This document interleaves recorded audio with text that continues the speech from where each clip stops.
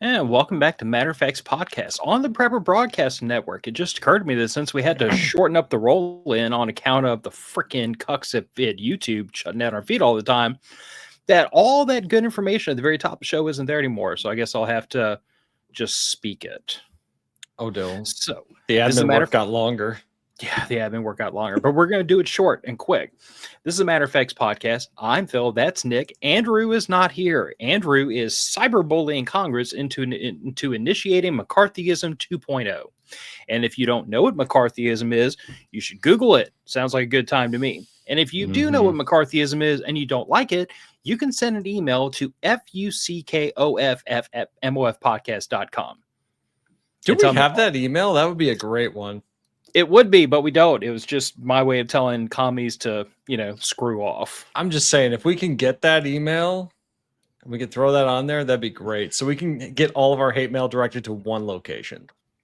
Or I could just direct it to one location that it's never going to reach me because I'm never going to read it anyway. That's fair.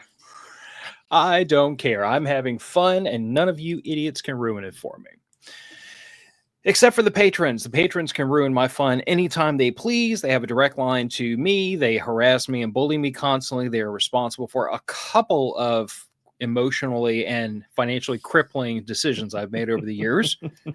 And probably going to be responsible for plenty more in the future. So if you like money and you're afraid of autistic adults, you should not join the Matter of Facts patrons. But if that sounds like a good time to you, you should.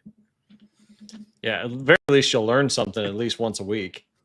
Yeah, even if it's just about feet pics and weird stuff. Because true, they get a little weird sometimes, but they're good. We have a patron group therapist. He makes it worse. He's usually the one that makes everyone need therapy. Yeah, well, the man's got to drive his business. I mean, he just started a practice. It's just good capitalism. Creating his own customers. Speaking of customers, if you like t-shirts and koozies and merch is at the Southern Gals. That link is in the show description. If you want to meet me, my wife, my brother-in-law, and my sister, Cypress Survivalist, that link is in the show description. November, our first family camping trip is coming up. If you'd like to join the family on the camping trip, you got to go to Cypress Survivalist and find the information there. And you're going to be asked to send us an email so that we can tell you privately what campsite we'll be at. I mean, it's not like this is a sign-up list or anything. If you show up, you show up. But, we want a tiny little bit of control over which weirdos we're going to be able to find us easily. Well. And since Nick has been encouraging me to do capitalism better, code MOF at Disaster Coffee. It'll save you 5%. I hate to say prices did just go up literally yesterday, but the Q4 price sheet came out and, escalating coffee prices, Trump tariffs, so on and so forth. We had to come up on the prices a bit just to keep in business. It's not a charity. No, it's not. That's the way it's got to be. I mean, it has to at least pay for itself. Funny you mentioned it. It kind of is a charity because we do give a portion of our profits away to disaster relief efforts in the U.S. Oh, so it's kind of a charity, sort of. Kind of a charity, and we all work basically for free. I mean, the only compensation I get is I get to order my coffee at cost. Ooh, that's a compensation for a coffee snob like you. Well, I mean, considering there's like 35 pounds of coffee beans on that back shelf, I wouldn't say I take advantage, but I definitely take advantage.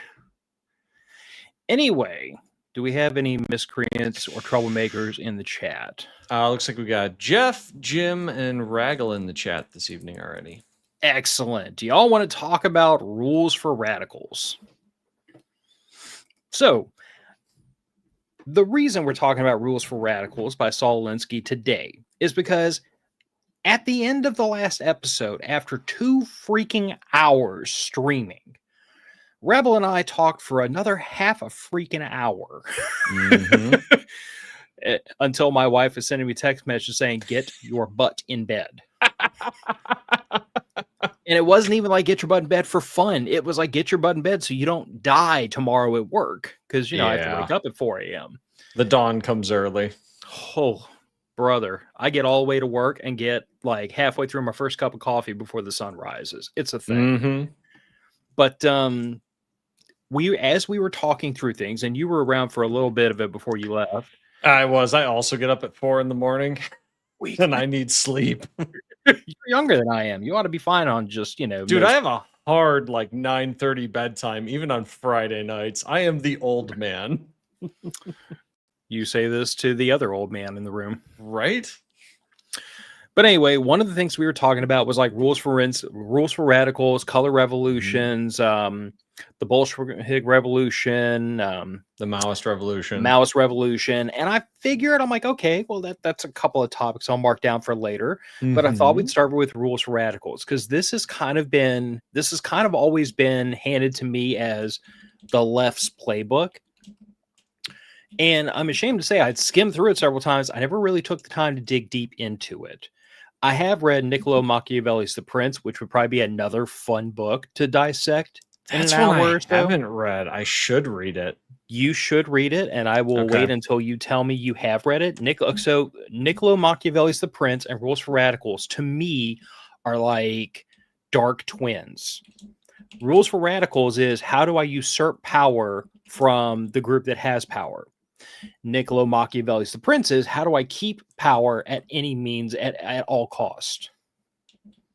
Follow me? So Niccolo Machiavelli is, I have the power, I'm not giving it back. And Rules for Radicals is, you have the power and I'm taking it. Interesting.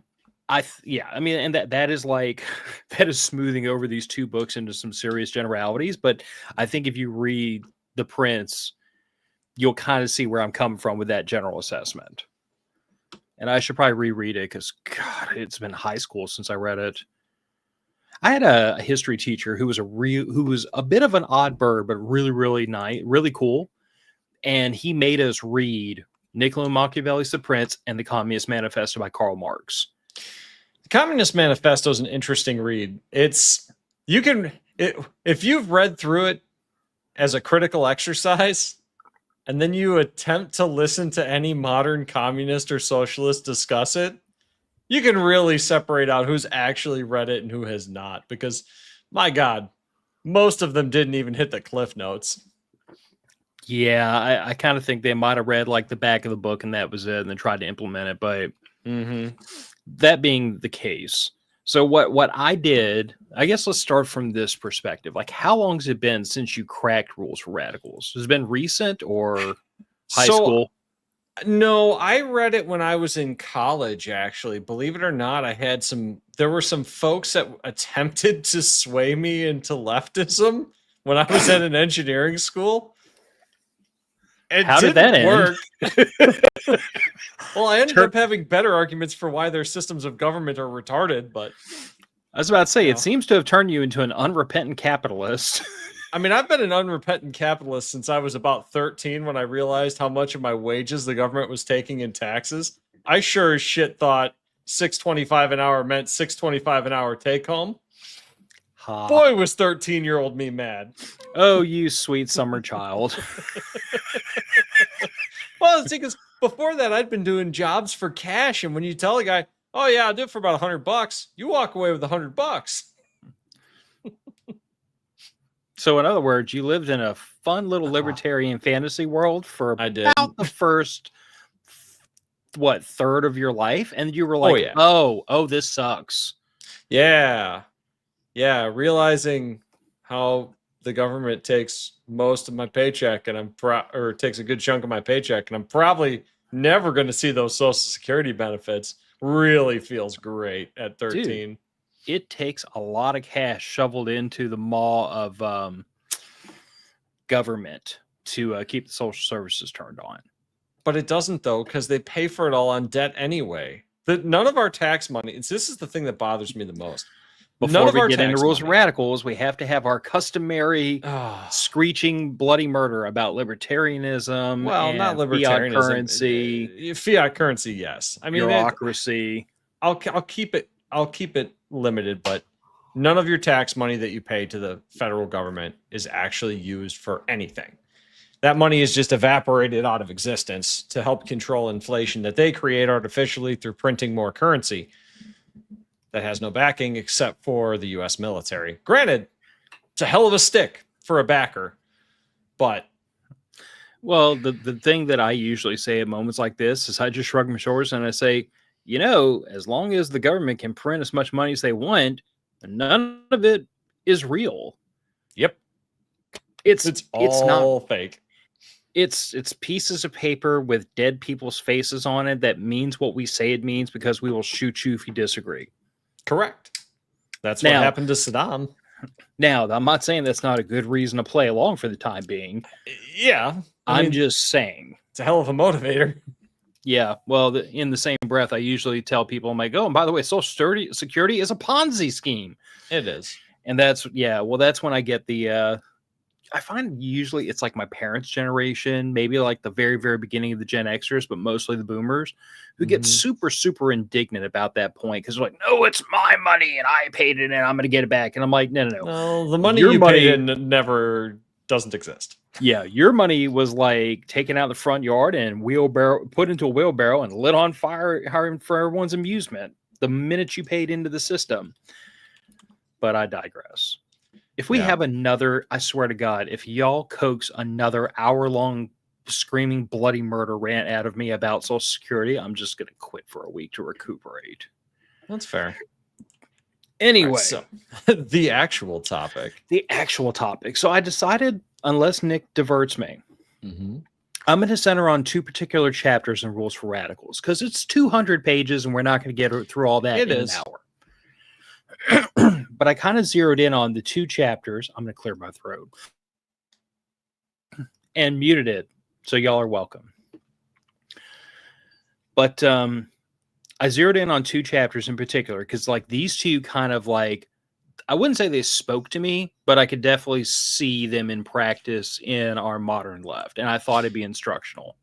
They're definitely the most visible effects of this way of thinking.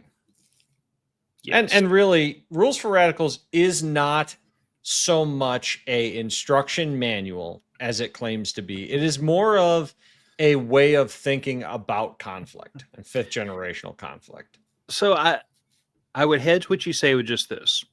It's not an instruction manual like do A, then B, then install communism. Correct. Yeah. It is an instruction manual to instruct a person in a mindset. Yes. This, like in the preparedness world, if you had a whole book, 200 pages that talked about like the preparedness mindset and shorting yourself today so you have more for tomorrow and like deferred gratification, and like if you had a book of like the philosophy that underpins preparedness, this is the philosophy that underpins leftism. Well, it's an activist tactic that could be used for any ideology, realistically. I mean, there are some twists that you'd have to do to it to get it to work for other ones. But yes, it applies most heavily to leftist ideologies, or at least they're the ones using it the most currently. Yeah. I mean, and you and I were talking right before the show, and I'm sure we'll get into this in just a minute, but like, I don't know how far to the right you would have to go before this would make sense to people on the right. Like some of these things, just like at a base level, don't make sense to someone with my mindset. You know what I'm saying? Like I reject it out of hand. But let's get into it, and then we'll loop that back in. So the first chapter I wanted to talk about was means and ends, and it's exactly what it sounds like. It is an instructive look at things you have available to you to enact change or to accomplish your goals, and what those goals are. And it doesn't talk about the goals in like specifics so much as it talks about the goals and the means in terms of like concepts, what the relationship between the two is, and when is this juice worth the squeeze, and those sorts of things. So I picked out 4 of the rules it gave out of I think 6 or 7 that it listed out. First one being, one's concern varies inversely with one's interest in the issue. So if you are, holy crap, do you ever have one of those moments where you just blank out? Yeah, I have that every once in a while. It's okay. So, leftist theology and ideas will do that to you. Yeah.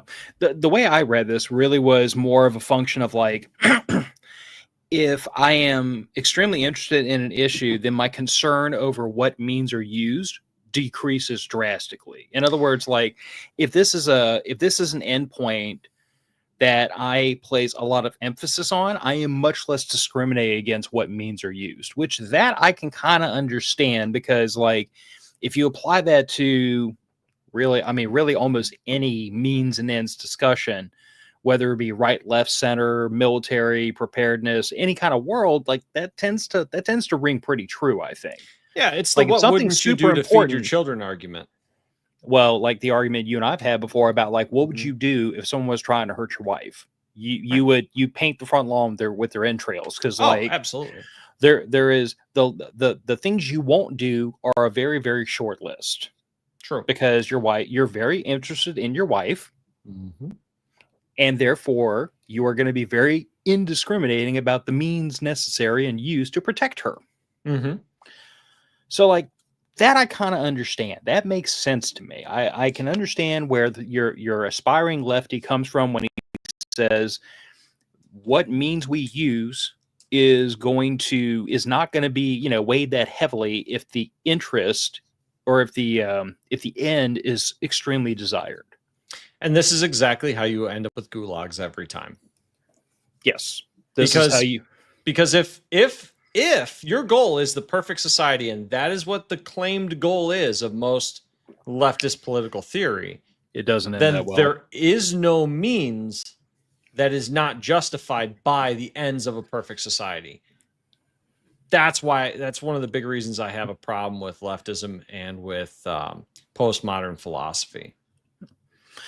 We really should do another one of these where we talk about postmodern philosophy. It's just not something I'm like super well versed in, so I'd have to read up.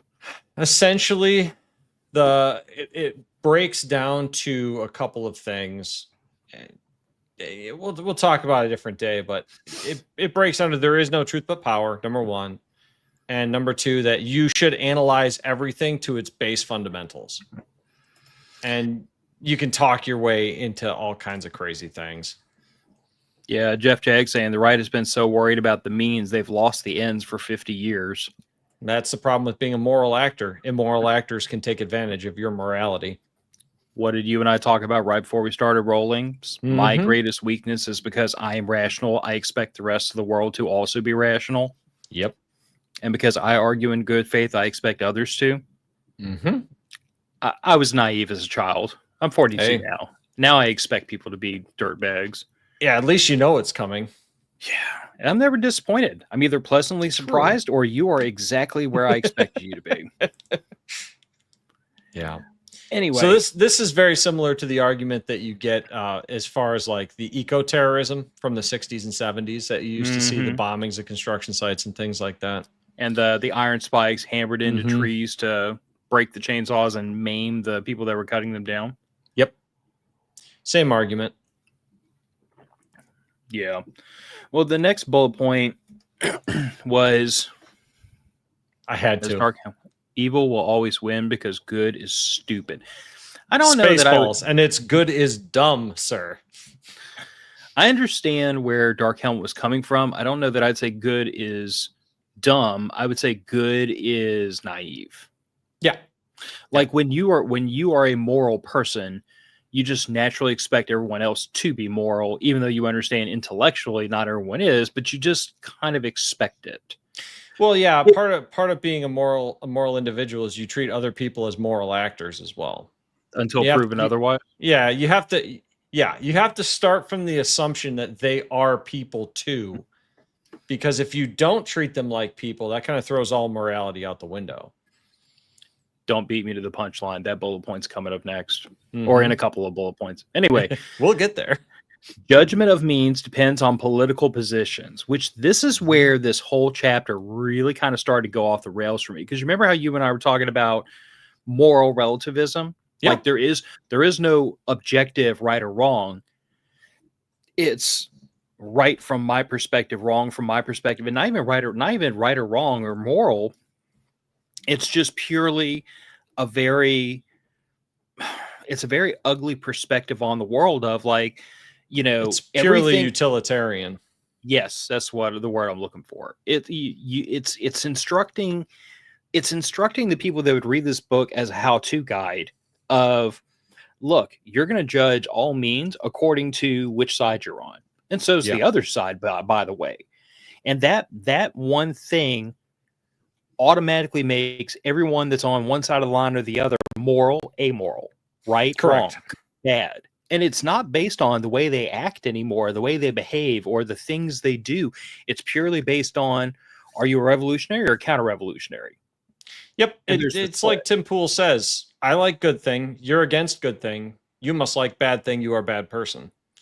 Which, if you look, I mean, if you spend 15 milliseconds on Reddit, it's or even X or any social media platform, it's very easy to see that perspective in play where people say, people judge you based on one single statement about one single issue and immediately say you're in favor or opposed to this, therefore all these other things apply, because they've immediately figured out you're a revolutionary or counter-revolutionary.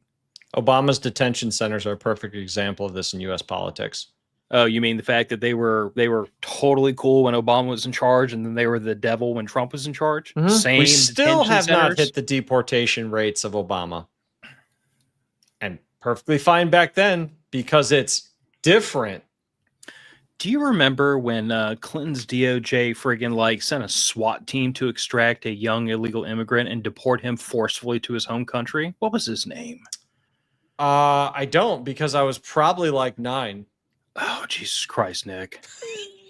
Damn you for being too young to remember these. So, okay, listen. I remember Clinton existing from my childhood. That is it. Raggle, Jeff, one of you two, get on the Google. Find this for me. I cannot remember this deportated illegal. I cannot. No, and I remember it because it was all over the friggin' news. I want to say that was under Janet Reno's watch, but could have been. It was crazy at the time that it was so widely televised and known. And I look, and then I compare that to modern times where we have half the country free. Elian Gonzalez. Thank you, Partisan Comms Group. Nice job, man. Good pull. Perfect. See, I knew I wasn't nuts. I'm just old. Right? And I wasn't politically conscious at the time because 9. Yeah. Nick, just Google that when we get done with the show. And it's going in my list along with the Prince. Okay, you've seen the meme where the SWAT team is busting in through the ceiling and kicking in the door, and that, at least I'd always thought, is supposed to be a satire of this event. Oh, did they actually do that? They didn't literally bust a hole in the ceiling, okay, but a literal SWAT team extracted this 8-9-year-old kid from a house and then deported him back to his home country. All right. Clinton administration. Couldn't have done that with a sheriff's deputy and a teddy bear? Because probably would have been all you would need. Yeah, but anyway. I guess we have to justify the SWAT team somehow. Well, I mean, same. I believe this was about the same time period as Ruby Ridge and Waco, so Oh, well, so at least they didn't burn the kid alive, I guess. We can say that. Good job, SWAT. Or shoot his mother in the back of the head. Thank God for small favors. Yeah. But anyway, this is going to be I should just rename this whole episode Tangents, because that's what it's going to be. That's every episode. Calm down. In war, end justifies almost any means. Now, coming on the heels of the previous 2 bullet points, I kind of wonder about the word almost, because it kind of seems to me like they're setting this whole thing up as any means is worth using if it gets you to the end you want. You've got to remember the time period this book was written in, though, Phil. This book was written in the 60s, late 50s, early 60s. I think it was published in the 60s. So we're coming off very recent living memory of the Holocaust and the Holodomor and a few other fairly nasty war crimes committed by the Japanese that were largely swept under the rug. I think that almost there is doing a lot of heavy lifting, because if he would have said justifies any means, he probably would have got McCarthy'd. I mean, if he didn't get McCarthy'd after all this, I don't know what McCarthyism was. Yeah. But anyway, last one for means and ends. And this really, this stood up and sung to me. Any effective means is automatically judged unethical by the opposition. Mm-hmm. Now, this one really, really spoke to me because if you can think of what you're probably assuming in your head is like typical traditional lefty behavior, doesn't this kind of sound like, something that they would have like nailed above their freaking bed, for God's sakes? Mm-hmm. Because they're literally saying that if it works, the opposition is going to say it's unethical out of hand. Which means if we think anything is unethical, they assume it is effective. And it also... And Jeff brings up a perfect example. Charlie Kirk. Yep. We think it is unethical to assassinate your political opponents. Therefore, to the left, according to Saul Alinsky, it is an effective means for change. And the inverse to that, I feel like, is also true, that by making the charge of a means being unethical strictly linked, not partially, but strictly linked to the fact that this is your opposition, you get to discount it out of hand. You do. Like, you go into the argument when they say, well, that's unethical, saying, well, of course you would say that because it works and you don't like it. Mm-hmm.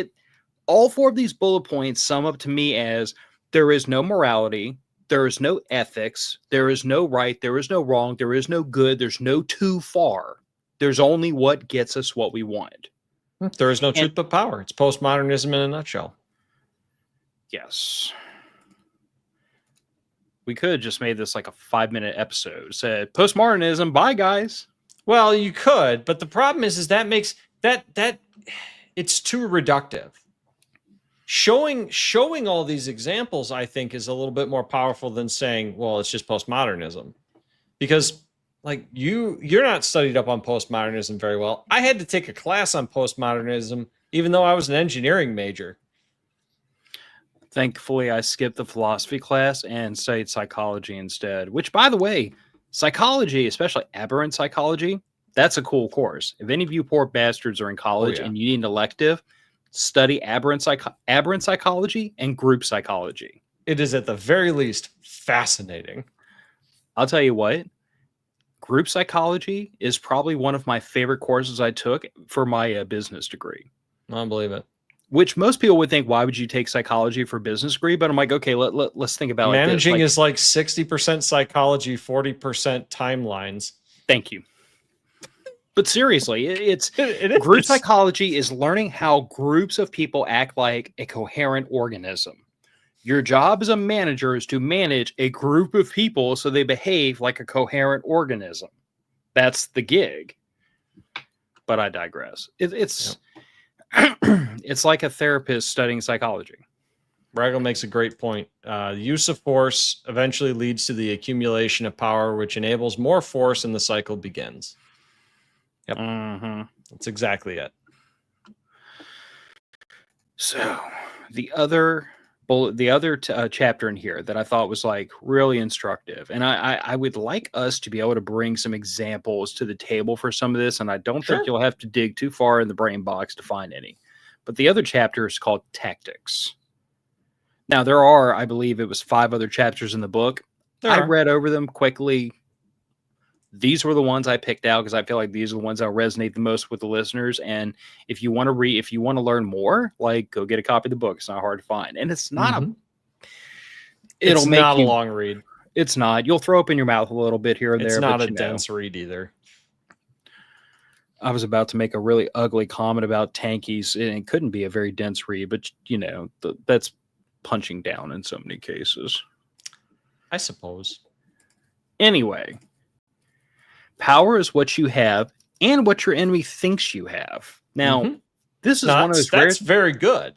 This is one of those rare things in the book I not only agree with, I think is actually like a very succinct way of putting it. Because, like, if you think back to times in history, like in World War II, we built airfields in the desert and populated them with fake wooden aircraft to make the Germans think we had a bomber base someplace we didn't. I mean, like, being able to make the enemy think you have things, whether it's forces or enemy or whatever, where you don't really, is just as useful as hiding what you have from them. Yeah, absolutely. I mean, look at Operation Mincemeat. Remind me which one that is. That was the one where they dropped a dead body in, I believe it was the Mediterranean, and that to convince the Germans that the Normandy landing wasn't going to be at Normandy, that it was going to be at Calais. Okay, well, I don't know if it was part of Operation Mincemeat, but I know that also there was a massive buildup. Matter of fact, they literally Patton's Ghost Army. Yeah, they literally not the same project, but same goal. But yeah, they literally, where they had Patton for prior to the Battle of Normandy was because the Germans knew, I would say they suspected, but I think he was, but they knew he was the greatest tank general of World War II. Oh, absolutely. I mean, you could argue Erwin Rommel, but he read Rommel's book and beat him in his own game. I mean, Patton was an armored genius. Every time Patton and Rommel fought, Patton usually came out ahead. So, well, that was with arguably inferior tanks.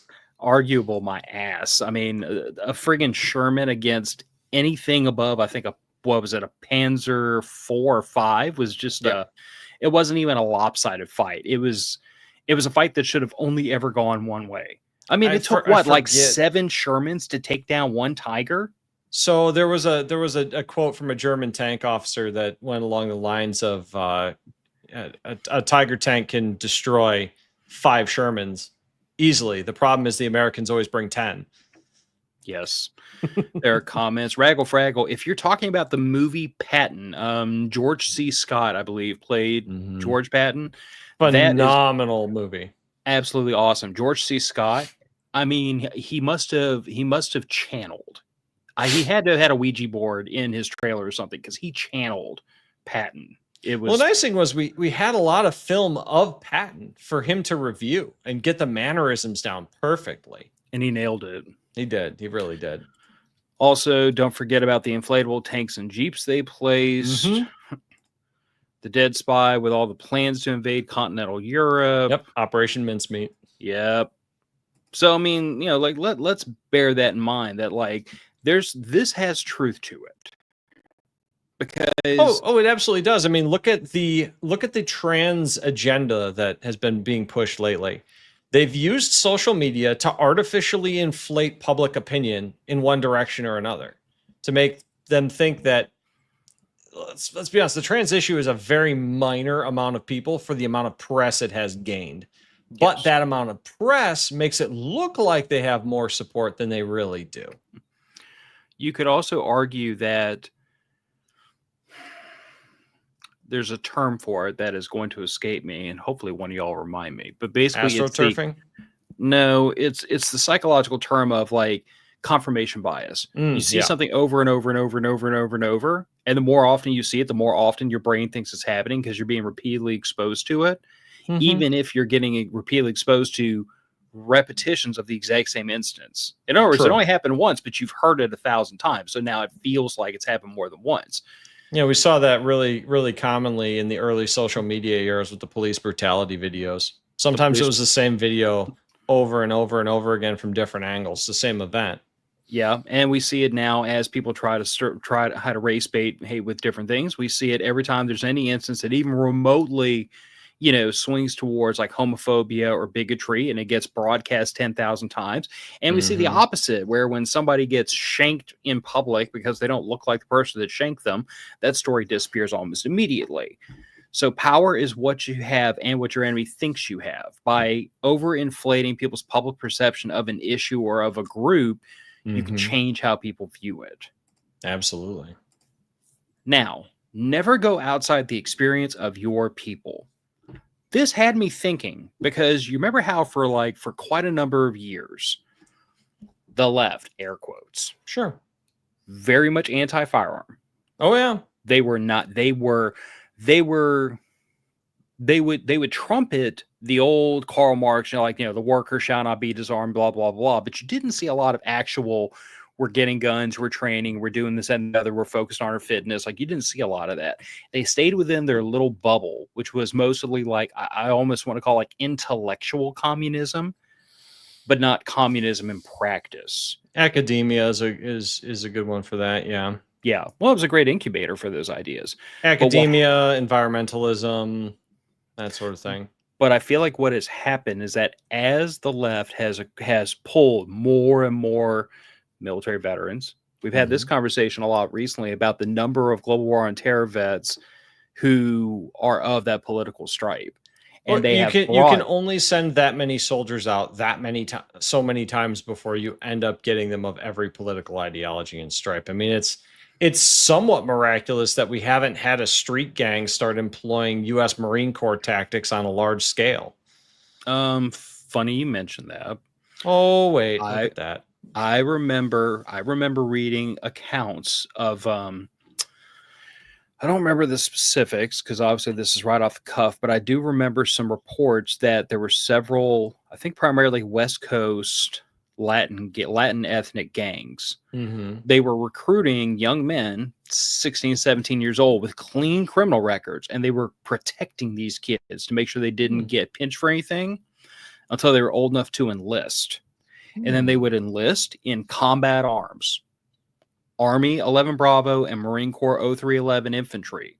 They do their stint, they come back, and then they come back with all those skills, all that training, and then they would be basically reintegrated into the gang as the trainers for the gang. So that has happened, but it's also happening on the left because as they recruit these people very, very heavily, they're bringing in people that do have combat experience, do have small arms experience. They are not shy about firearms. They are very adamant about the fact that they're not, oh, we need to have a lever action because AR-15s scare me. They're like, no, we need AR-15s. We need a bunch of AR-15s. We need a bunch of 30-round magazines because the freaking fascists have them, so we have to have them too. And they have changed the temperature in the room because they couldn't seem to make any inroads without going outside the temperature of the room. But this was kind of the way they went about things for a long time. They didn't want to go outside of their people's experience. And if you remember right, do you remember Trump's first term? What was it? Was it F around and find out, or it was some group that I remember that like they made a royal ass of themselves for freaking like having Proud not Boys? having. No, this was a left wing group. Oh, don't recall the name of them, but there was a few. Yeah, I this one sticks out in my mind, Hein, because like they were very notoriously had a couple of negligent discharges while protesting. Because very obviously they had a whole bunch of guys that were armed, but none of them had a lot of firearms experience. Was that the leftist version of the Boogaloo Boys or whatever it was? I don't remember specifically. They had a couple desk pops at one of their stands or something. Desk pops. I don't know. I don't remember. I'll have to look into it. I do not. Oh, not Fuck Around Coalition. That's PCG it. has it. My God, man, you're an encyclopedia. I appreciate that. We should just have him in our back pocket like the whole show to help me remember the stupid shit that I kind of remember, but I don't have my facts in front of me because this is what happens when you don't script a show. Jeff is saying it's a black nationalist group. That could be. I don't know. Yes, but tell me how thin of a line it is between black nationalists and leftist. That's a serious charge, by the way. It is a black nationalist militia group. But I repeat, how thin's the line between black nationalist and leftist? I don't know. I don't know that much about black nationalist groups other than put their goals side by side and tell me how different they are. It doesn't seem to me to be that different. But again, I really only know the history of like the Black Panthers movement and all that. I don't know much about the modern black nationalist movements, so don't want to comment on it. Not dramatically different from what I recall. Thanks, Raggle. Ancient history. That was Trump's first term. That wasn't that long ago. I mean, listen, you bunch of sadists. I was born in 1982. It's not like I was born in the freaking 50s or something. You predate CDs, Phil. Anyway. I do too, by like a month. Ass. So other than never go outside the experience of your people, when possible, go outside the experience of your enemy.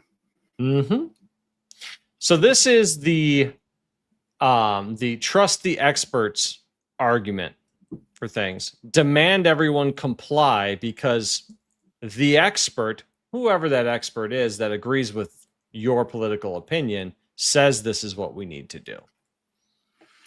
Also, have you ever watched a Gen Z person try to explain to like an older Gen X or a boomer the difference between gender and sex? Mm-hmm. Make up nonsense just to confuse the opposition. Go outside the experience of your enemy. Mm-hmm. I'm trying to think. There's got to be another really good example of there, but I feel like there's a bunch. Climate change. Fair point. But I feel like A that lot of- argument kind of fell apart when, the climate started getting cooler than hotter, then cooler than hotter, and they couldn't say global warming anymore. Well, that's why they say global climate change, because now no matter what the climate does, they can say that people are the problem. Now, that's not to say that I don't think the climate is changing. It does. Hell, geologists can show that it does. And if only we would pay enough tax money, the government could fix it. Exactly. But so this one got me. Mm-hmm. Make the enemy live up to their own book of rules, aka invoking the Bible against Christians. Yeah, you see this one a lot online. Dude, I've seen this one in person. Mm-hmm. I've seen this one in person. Although I am one to say that when you turn this around on somebody or on a lefty, they do not know how to handle it. No, they don't. I was embroiled in a debate about abortion, which you have to understand. Like, I have my views on abortion. Everybody has their views. I can agree. I can say this is how I feel about things. You can feel differently, and we can walk away, like peacefully. As an intellectual exercise, I like to debate things. Yeah, actually, I clicked. Not effing around coalition. But yeah, as an intellectual exercise, I like to debate things. It's fun, like until people get their feelings hurt, which happens, and then it's not fun anymore. But I was having a debate with several friends of mine at work about abortion. Mm-hmm. And one of them trotted out the age-old, well, I don't know why you as a man should have an opinion in this matter. And I just looked at him, I'm like... I was a child that was born. Being around is kind of all right. Actually, I looked at her and I'm like, there's a word for insinuating or saying out loud that a person's opinion is worth less than another's based on their gender. Do you know what that word is? And I swear to God, I saw the color run out of her face. Mm-hmm. Because she realized exactly what it is. Yeah, well, she realized what hand grenade she had jumped on in front of like a bunch of her friends. I said, that's called sexism. I don't think you're wrong because you're a woman. I think you're wrong because your argument doesn't make any sense. Mm-hmm. And now that was because that was a friend of mine at work, and I wasn't trying to be a complete ass. I was trying to teach them something that I don't think they understood. Oh, God, no. But in normal context, when somebody pulls that out on me, I'm like, did you just assume my gender? Which causes instant meltdowns. Yeah, it does. They tend to get really upset about that because they also know that you don't believe in their gender bullshit either. There's something about a grown-ass man with a foot-long beard saying, I identify as a woman, therefore my opinion matters more. And then they trot back out, you don't have a uterus. I identify as having a uterus. I mean, the absurdity of the arguments I will trot out to point out the absurdity of another person's argument would make a comedy special, because I will go there and I will do it with a smile, because I know the argument is stupid, but it's your stupid argument I'm giving back to you. Mm-hmm. And the wildest part of it is when they start to agree with you because you're using their terminology. It's very weird. Raggle Fraggle, or the Constitution against conservatives. Mm-hmm. Yes, exact same principle in play. It is. Trouble is they often misquote the Constitution and the Bible. Either they misquote it or they take it so freaking crazily out of context that it is stupid. Yeah. It's Not to mention trying to use the Bible to justify socialism to me is freaking stupid, because the Bible is like 15 times longer in terms of page and word count than the Communist Manifesto was. Like, Nick, have you read the Bible? Yes. Okay. I've also read the Catechism. I've read the Buddhist texts. I've read the Islamic texts as well. I've read a lot of them. Would it be fair to say that if you go through the Bible page by page by page, you can find quite a number of conflicting statements and stories in them? You can, and the reason for that is a lot like a lot of religious texts. There are moral lessons told in parable. Yep. So there is always going to be a line or two of text in any parable that is showing you the bad thing to teach you the lesson to avoid that thing. But I guess it kind of to my point, when a person finds this one little quote in the Bible that says, this justifies socialism, I'm like, did you read the chapter around this tiny little quote you just pulled out? And that is why whenever you bring up context, the left says, well, there's no context that makes it not racist, or there's no context that makes it not bigoted, or there's no context that improves the yada, yada, yada, yada. Yeah, there absolutely is context that can ameliorate just about everything, especially because that context could be condemning the statement that you are also condemning. Never go outside the experience of your people. Mm-hmm. Lefties don't like context because context makes things more complicated. It does. I mean, look, complications make arguments more difficult.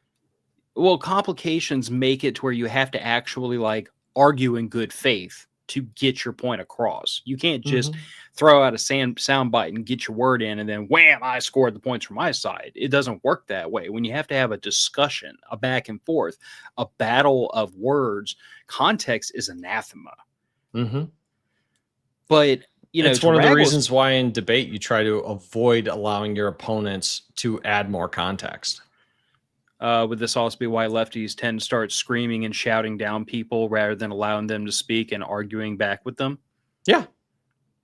Because by allowing the opposition to have a voice, you provide the context where you could be proven wrong. And you can't be wrong because you're on my side. So you have to shout down the opposition. Yeah, and using the Constitution against conservatives, I have personally witnessed that a handful of times. It's been attempted against me. Sorry, you have to get up a little earlier than I do to try to whip that one out on me. But a person, the age-old arguments about the Second Amendment, which I scream about at least once a month on this show. And I won't this time. Raggle was trying to get a rant out of me. You're not going to get it this time. I'm nice and calm. I've been caffeinated. I'm in a peaceful mood. I don't want to harm my fellow man today. I don't want to lock them in gulags. I'm in a good mood today. Y'all cannot ruin this for me. Nick, don't ruin it for me. You're smiling. Stop. I was about to say I take that as a challenge. But it's like a person that tries to trot out the Second Amendment and say, well, only the militia is supposed to have guns. And then I'm like, yeah, but have you read literally anything else published at the time? The Federalist Papers, the Anti-Federalist Papers, the Militia Act, the personal writings and journals of all the founding fathers. There wasn't a single one of them, not a single one, that believed only the government should have guns. There were definitely some that believed that certain people shouldn't have guns. But that is still a far cry from only the government, only the state should have guns, because they just dealt with that problem. Although I guess they wouldn't have considered them people at that point. Yes. But hey, look, there's problematic history in every country, and ours is included. A sidebar. I actually was talking to my daughter the other day. I was actually ridiculing some idiot college students who pursued a degree in decolonialization and was $80,000 in student debt as a result. Fantastic. That's a wonderful choice. Let me know how that goes from the unemployment line or Starbucks. I use that as my teaching moment to my daughter to tell her, she's 13. We'll suspend that conversation for the time being. But before she leaves my house, we have to have a very lengthy discussion about finances and interest and compounding interest and debt and all those things, because I just refuse to allow my daughter to go off to school to get a fucking degree in decolonialization and get $80,000 in student debt. She'll be paying the shit back until my grandkids die. Anyway, that's as close as you get to a rant. I'm in a good mood. It's not happening today. I tried, guys. You could have tried harder, but thank you, Nick, for not. I'm in a good mood. Let me have it for once. All right, I'll let you have this one. But the point is that I had to explain to my daughter what decolonialization was, because it was a term she hadn't heard. And I explained to her, and then I was like, oh, and by the way, even though a lot of people will kind of gloss over this point, the United States of America was one of the first developed nations to decolonialize. Like, I don't think England gave up the last of its colonies until after World War II. I believe that's correct. France as well. No, England still hasn't given up all of them. Really? Which one are they still clinging to? Well, let's see. Australia still borrows the Queen or King now, I guess. Canada still borrows their royalty. So I would argue until they fully separate. I feel like that's not exactly what decolonialization refers to, but I understand where you're coming from. They still pay homage to the royal family. Therefore, you are still property of the crown. Does homage include like tax dollars and goods? I don't know, but PCG says Canada is still part of the Commonwealth. So they have never decolonized. So take it up with the UK instead of the US. We gave up our shit. Except for Puerto Rico. We're keeping that one. Good baseball players come from there. Yeah, but Puerto Rico is an interesting case, though, because like we've offered to make them their own state several times. And as I recall, they keep saying no. They do, because, well, it would cause a lot of changes to the power structure in Puerto Rico. And it would cause some interesting tax issues for the people of Puerto Rico that they're currently avoiding. There are downsides to being a state.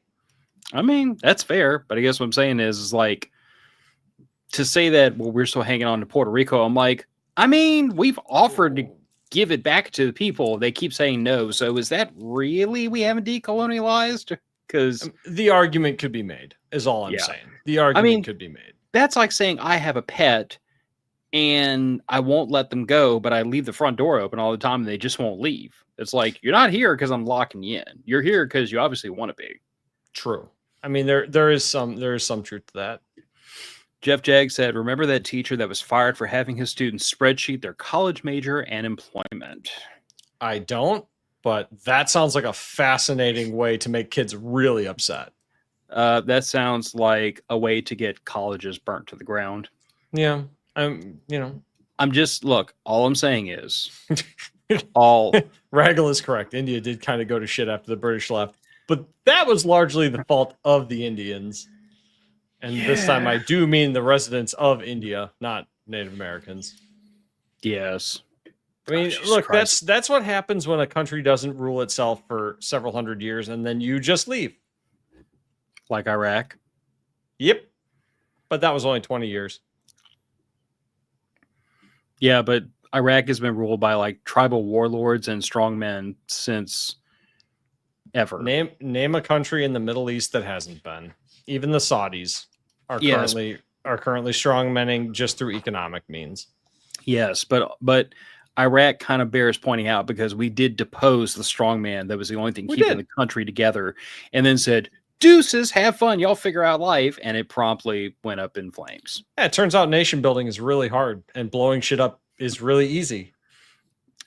I mean, I would say nation building is stupid and we should stop doing it. We should.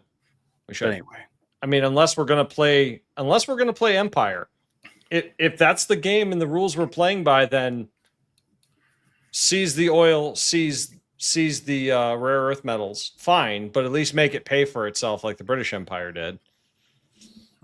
This seems fair. I'm just saying, if we're going to run around the world playing King of the Hill, we should benefit from it instead of having to pay for it. So before we get to this last bullet point, you just reminded me. When I took Poli-Sci 101 in college, my teacher, Mr. DeLeo, loved to do these thought experiments where like it was very free form. It was like, hey, this is your thing. You figure it out and you present to the class. Sure. And we did not have a lot of time to figure this idea out. He'd give us like 5 or 10 minutes. So you had to come up with something very, very quickly and like hammer it out and then debate it with the class. Well, he gave everyone like carte blanche. How would you? I forget exactly what the prompt was. It was something about like um, uh, DoD and military spending, and the huge strain that was on the nation's budget, and blah blah blah blah blah blah. And how do you balance the interest of reducing that budgetary expense and having a strong military? And I had a great idea, an insane idea, but a good one. I said, okay, what if we do this? We take the military, your Army Reserves, your National Guard, your active duty, take them all, and you divide them in half. The half on the left is funded as a line item of the federal budget, and their job is to guard the United States. Like the National Guard is supposed to, right? Sure. And they don't go overseas and do nation building, and they don't go overseas and help our allies. They stay here. And if you want to be in that military, you be in that military. Sure. And then we have another military. They can have their own pay structure. They can have their own equipment. They can have their own stuff. And they're an expeditionary force. They're freaking mercenaries. Okay. If our allies would like to ask for our help, we'll send them over, and you have to pay a fee. And you have to pay for them. Mm-hmm. And if you don't have money, we're taking your freaking oil and your precious metals and blah, blah, blah, blah, blah, blah. We're taking something back to sell on the market to pay for that military. And they now become the modern day Hessians. Now, am I saying merc work is a good thing? No. But I am saying that if the United States of America wishes to have an expeditionary force that interjects their freaking nonsense into foreign nations at the drop of a hat all the motherfucking time, if they want to constantly be involved in nation building and deposing dictators and screwing around with our allies in foreign wars, then we should at least divorce that portion of the military from the federal budget, because they are not doing their job defending this country. True. That's fair. Yeah, I don't think it's an unreasonable solution. I mean, it's insane from the perspective of it's insane from a little bit of a moral perspective, because essentially we just become a club for the highest bidder, which would probably be the Saudis at this point. But here's the thing, bud. At least it would pay for itself. Are you aware of the fact that there are mercenary companies all over the world? Oh yeah, tons of them. I know people that have worked for a couple. So I'm not saying the United States government would keep this bunch on our payroll. I am saying that if you want to be in the military, your job is to defend the home front. And if you want to go overseas and do overseas stuff, do hood rat stuff, you join this PMC. Yeah, the East India Trading Company. And I suspect there would be a not insignificant part of the active duty military that would probably happily take that, especially absolutely, given that the pay structure would probably be more generous than like National Guard staying on the home front. And your idealistic sort the benefits on the back end probably wouldn't be as good, though.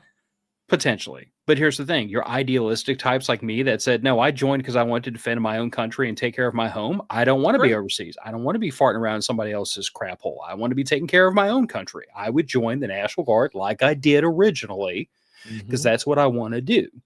Like, I didn't enlist to go to Iraq. They just kind of, tapped me on the shoulder and said, it's your turn, bud. Guess what? That check you signed. Yeah. But now Hurricane Katrina, that's literally the reason I enlisted. Yep. I enlisted so that if my state, if my home, if my country were screwed, I was going to be the first one to put my hand and be like, put me in, coach, let's go. So Jeff Jag, make the East American Trading Company great again. And Raggle Fraggle, bring back spoils of war. I mean, that is what people claim we were doing in the Middle East. Yeah, there's a little bit of that. That is true.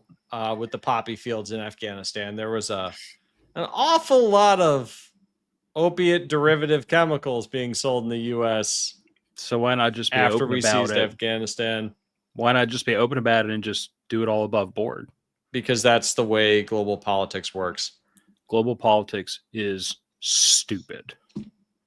Yes, but that's the way that the elites that are actually in power have decided to play the game. So they're all playing by the rules they've set. All right, last but not least, ridicule is the most potent weapon. It is, which is why we should be bullying people harder. Bully your But friends into training. But it is also the reason why the left employs ridicule so religiously and so often and so repeatedly. Why do you think their favorite phrase is "you're a Nazi"? Is it nobody likes because Nazis. You're a racist and you're a bigot and you're a homophobe and you're a sexist all ran out of gas. So now we have to have the new dehumanizing phrase to put people off. That's very true. Jeff makes a good point. The reason why we're not honest about it is because the CIA doesn't like to tell anyone anything. That's fair. That's very much on the nose. The CIA couldn't tell you the truth if they wanted to. They don't know how. But yeah, I mean, the only thing I will say is that this is one that cuts both directions. It absolutely does. Because, I mean, for every, like, J.D. Vance babyface and Orange Trump meme there is, we've all seen the meme of, like, the 350-pound tanky with the pink hair and the... Do you remember the anti-work subreddit moderator that went on Fox News to try and advocate for, like, a 20-hour work week? Oh, Jesus Christ. The Fox host was having the hardest time maintaining a straight face. He just had the shittiest grin on his face the entire interview. It was phenomenal. If you guys have not seen it, take a look.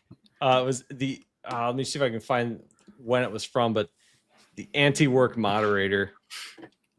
Jesus Christ. I don't think that I've blue screened quite that fast as the day I watched that. Doreen Ford, the longest current moderator of our anti-work from January 28th, 2022. PCG saying the left uses ridicule, but they can't handle mockery and memes. No, they can't, because they've been the ones doing the ridiculing for 20 years, 30 years. The fact that the right is now starting to get good at ridiculing them back, because for a long time, we weren't. For a long time, there wasn't really a good place for the common right wing to do the ridiculing. Well, and I think there was two reasons for that. First of all, I think that there was a time. Remember how we started off saying that my greatest weakness is because I'm rational, I expect everybody else to be? Yeah, there was a moral high road taken for a long time, and there was a disinterest in academia for a long time. Yeah, I feel like the mainstream right really had a serious moral gripe with resorting to mockery and ridicule against their political opposites, even as they suffered it constantly. Mm-hmm.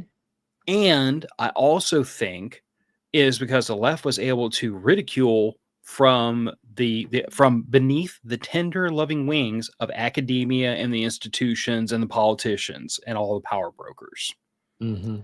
There was always this complete control by the media of the perception, so that if somebody made a total ass of themselves, that disappeared, never saw the light of day, and it was only the upstanding, well-spoken lefties that made their way out into the public eye. And in the era of social media, where everybody has a camera and everybody has a social media account, and these things go straight to the internet, that Defense Distributed has taught us the internet is forever and you can't stop the signal. And that's just the way this works now.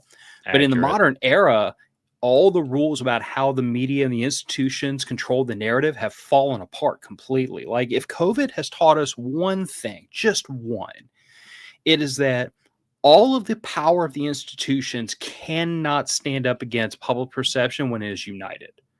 And because that is why they want to control social media platforms.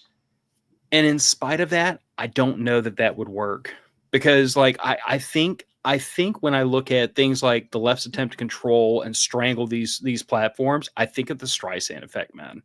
It doesn't matter if it works. They're going to try it because controlling the means of communication has worked for them in the past. So they're going to continue to try that, even though it's less and less effective. I get it, man. The Streisand effect.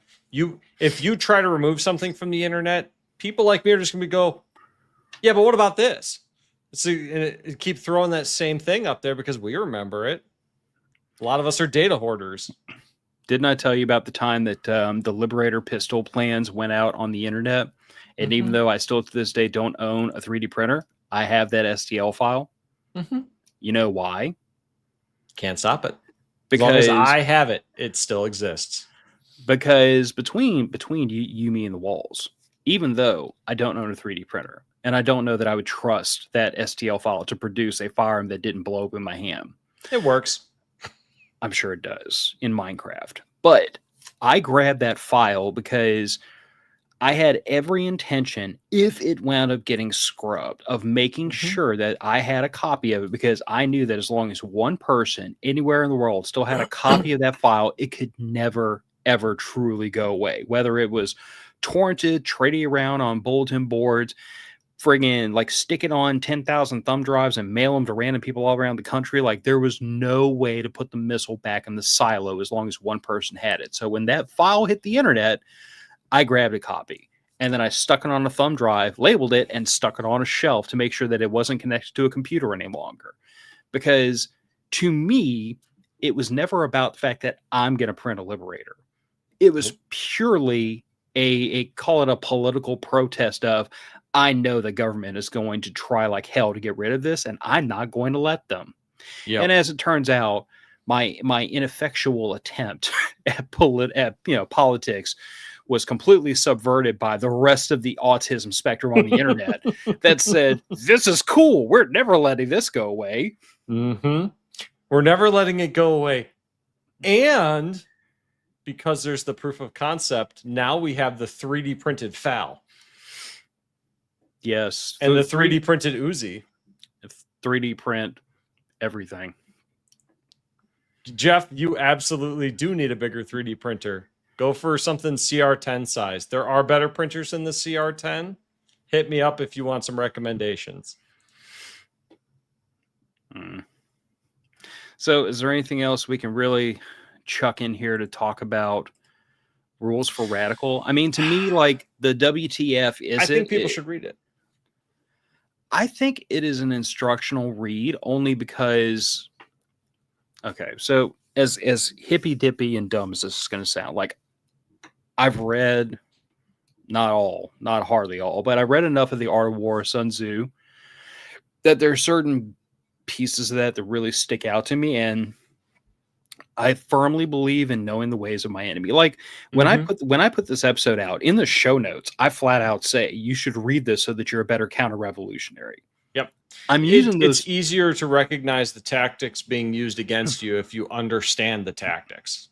Yeah. And I use that term counter-revolutionary very intentionally, and you could say antagonistically, and I'm okay with antagonizing lefties. Yep. I am a counter-revolutionary. Most people are counter-revolutionaries. I don't know many people who are going to like stand by with a smile on their face and watch a communist dictatorship get installed into the power of this country. It's not happening. I won't be alive to see it. A lot of people won't be alive to see it. And those of us who are will be in the gulag. Yeah. No, I won't be alive. I won't see the inside of the gulags, put it that way. You can stick a corpse in there if you want one. Don't worry. Most of the concentration camps in this country have been created by Democrats. Japanese internment, anyone? Yeah. Guantanamo Bay? Mm-hmm. But I digress. My point of view is like, I'm not saying everyone has to pick a side. You're either revolutionary or counter-revolutionary. I'm only going to say that the revolutionaries in this group are saying that there's only two sides. And if you are not on their side, you are automatically on the other side in their viewpoint. Yeah, you don't get to pick a side. You have either already chosen to be on the side of the revolution, or you have chosen by your not making the choice to be placed in the counter-revolutionary camp. In which case, you will be re-educated or destroyed. Yep, those are your options. So push back now while it's still mostly words. Yep. Jeff Jag saying, if you don't pick a side will be picked for you. But it's more than that. It's if you don't pick a side, you have picked a side. Yep. You are either with them or against them. That is the way it works. And Raggle Fraggle, I don't agree with you that this is a great what not to do for societies at large if the goal is self-governance. The point of this book, very simply, is supposed to be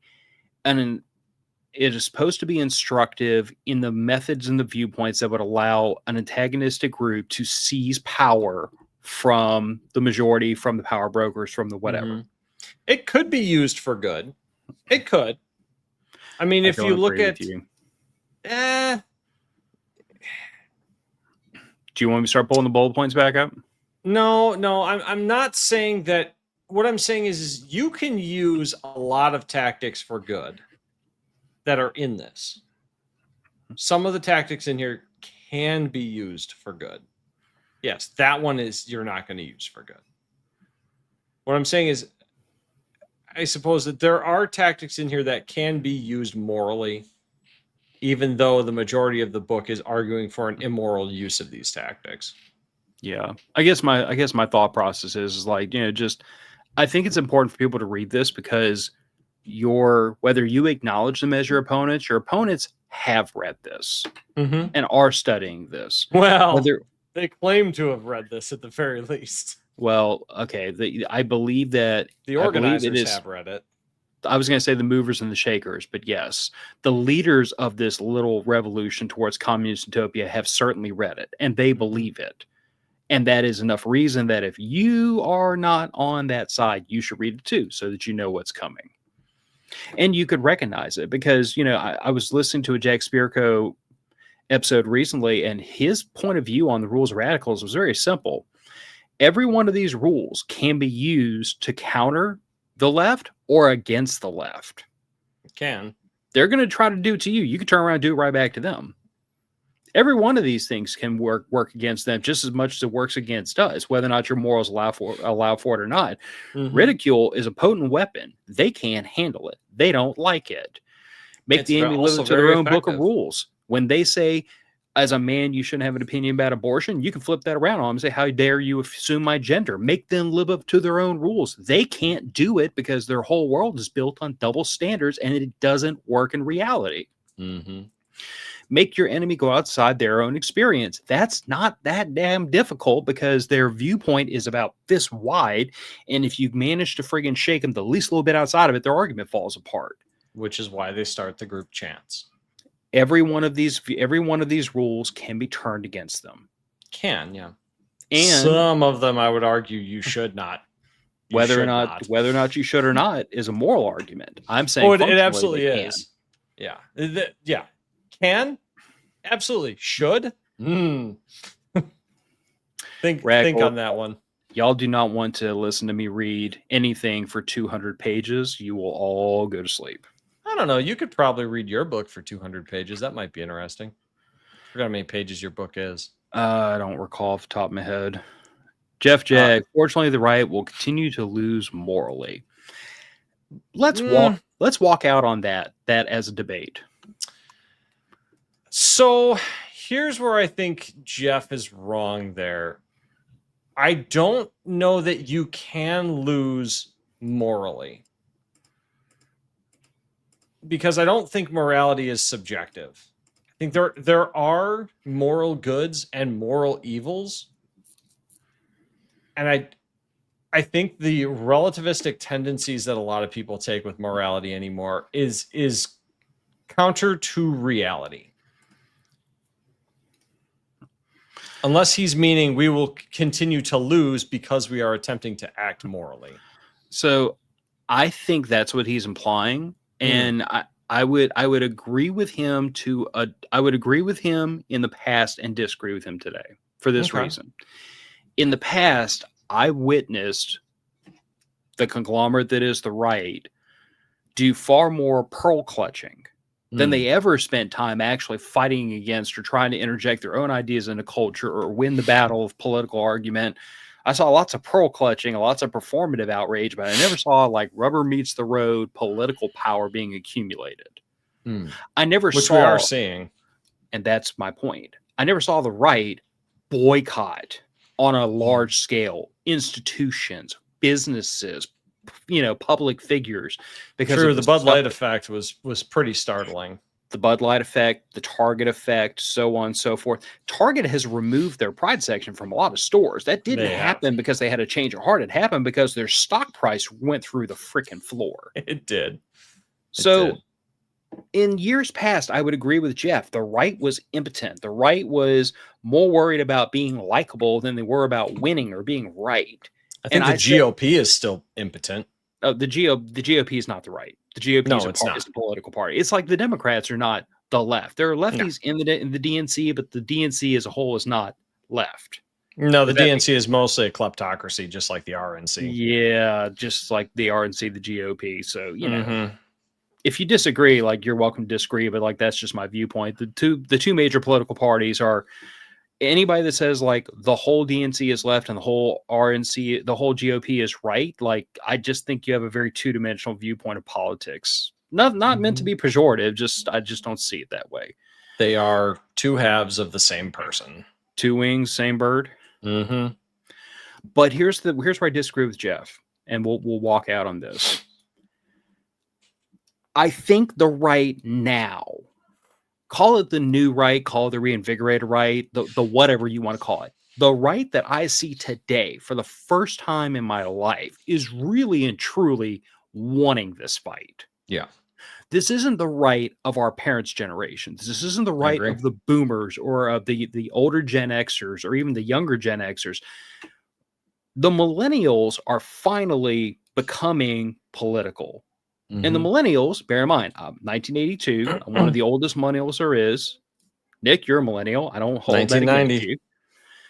But the millennials I'm seeing the millennials within the last handful of years really becoming political. And while the millennials tend to trend more to the left than the right, the millennial right is becoming very political and very switched on and very loud and very vociferous in a way I haven't seen before. I didn't see this in either of the two previous generations of right. And I would agree with that. And the right now wants to fight. We want to argue. We want to counter protest. We want to install our political candidates. We do want to impose our will upon the other side because we intrinsically understand that if we don't, they're going to impose their will upon us, and we're not interested in that. Well, we've watched the results of two generations worth of abdicants. People abdicating their responsibility. Yep. PCG, in the 90s, conservatives did attempt to mark themselves as the moral majority. Thank you for the air quotes. But the left pulled a page out of Alinsky's book and made them play by their own rules. But see, I question if they made them play by their own rules because to me... No, they absolutely did. They absolutely did. That's why there were all the scandals about the right-wing politicians and their mistresses. Yeah, but this is what I was going to say, because this was the other thing. I'm so glad we had this thought before we signed off. One of the things about that bullet point about make the other side play by their own rules is purity tests. It is. Like, you as a conservative, if you cheat on a math test in the 7th grade, you're not a moral person, so you're not a real conservative. I can discount all your opinions. Well, that works the opposite direction, because if you can get a lefty to out themselves on any one thing, you destroy them as a lefty because they cannot tolerate any amount of incohesiveness and thought among that group. But I think this is why I disagree with Jeff. I think the right, I don't know if the right or the left is going to win, but I know the right wants to win for the first time in my life. I think that the current iteration of the right is more grounded in reality and open, honest discourse. And that, I think, is what is going to cause the win. Because you can only lie so long before everybody stops believing you. It's the reason why trust in media is at the lowest it's ever been, according to a poll I saw that just came out yesterday or early this morning. Lowest it's ever been so far. It can go lower, believe it or not, and it will continue. Oh yeah, they've been. I don't know that I can remember a story, gosh, in my adult life that the news has really gotten right in their first pass. They don't even try anymore. I mean, it's not about who's right; it's about who's first. Correct, but if you're always first and you're always wrong, people are just going to stop listening eventually. Yeah, Raggle Fraggle, let he who is without sin cast the first stone. So here's the way I feel about that. I feel like the old right, I hate to say the boomer cons because that's such a pejorative, No, but it kind of fits. It does fit that demographic. But they put themselves out there as, because we are morally superior, our argument is superior. And then because they led with we are with their purity, it was very easy to disrupt that. Sure, especially because they were all cheating on their wives. Yeah. And the new right, I hate to say it, but the new right is a lot of people just like me. We curse, we drink, we smoke, we like girls, we like looking at girls, butt naked, as a matter of fact. It's kind of freaking cool. Yep. I only like one girl naked because my wife's going to watch this, but that's a different discussion. But my point is like, we are unapologetic. We are crude and rude, and we make jokes about butts and, stuff that makes people cringe. Look at the FPC compared to the NRA of the 90s. Fuck yes. Versus, well, that's not according to the Constitution. Yeah. And that is the reason why I disagree with Jeff. I think the right might win. I don't know if we will, but I know that for the first time in my life, they really, really, really want to fight. We're going to try, or we're all going to get re-educated. Wait, go back to what you were saying about a naked girl. It sounds like she's expressing interest in this naked woman, Phil. I think you should take advantage of that. Babe, I'll talk to you about it in just a couple of minutes. Anyway, if I'm not back next week, it's because she didn't buy she wasn't tolerating any of my BS, and I've been, schwacked. She's never grounded me. I bet she could, though. She's a teacher, man. She's got methods. She certainly could, but I'm very good at weaseling my way out of it. That's fair. But that's probably another episode. You're talking about bribes of coffee and tacos. Yes, of course. I mean, it works. It works. Keeps me out of trouble. But anyway, let's go ahead and sign this one out. It is 8:51 p.m. Central Time on a Thursday afternoon. I think the right might actually have a shot at winning because for the first time in my lifetime, damn it, they actually want to fight this fight for a change instead of just pearl clutching and performing. Peacocking. Peacocking. Great word for the old right. True. The new right, however, doesn't want to peacock. We want to fight. We want to argue. We want to make our political differs look like idiots in public. Not that that's any great challenge. And I encourage you to read the things they read. I encourage you to learn about the things they learn about. I encourage you, to the degree that you can tolerate it, to learn pay attention to what they're saying and read the things they read. Because the more we understand their arguments, the more we can rip them apart right in front of them and scatter the pieces. Yep. You cannot become a good debater without knowing the ideas of your enemy backwards and forwards. If you know their ideas better than they do, you can tear them apart all the easier. And you cannot be a good debater by, just giggling away and shunning your opponent's ideas, because that's what the left does. Better we make them look foolish with their own ideas. Matter of fact, podcast is going to go out the door. I don't know what we're going to talk about next week because I usually don't until I feel like 3 more cups of coffee and do some thinking about it. But if y'all have a suggestion, social media is a good place to drop it on us. For those of you who caught or missed last week's episode, Rebels Raiders, I've been beating the reels on social media to death. He has assured me the pre-order is coming soon, and I'm going to harass him until it drops. I want one of everything in M81. The bullying will continue until you take my money.